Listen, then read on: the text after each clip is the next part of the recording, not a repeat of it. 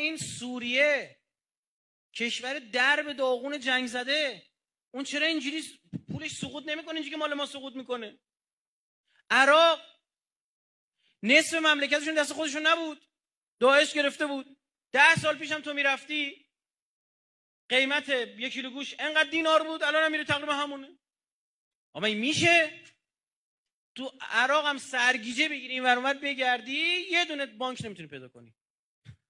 اینجا ما به اندازه بقالی و سوپرمارکت هامون سر کوچه بانک داریم.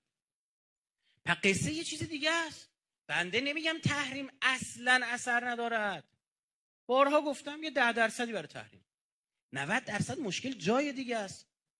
مشکل اون ریلگذاری اقتصادی غلط ما از اول انقلابه، قبل انقلابه. همه جا انقلاب شد جز تو اقتصاد. اینا فکر کردن مثلا بانک بازرگانی اسمش عوض کنم بزنن بانک تجارت مشکل حل شده. رئیس بانک ریش بذاره مشکل حل شده.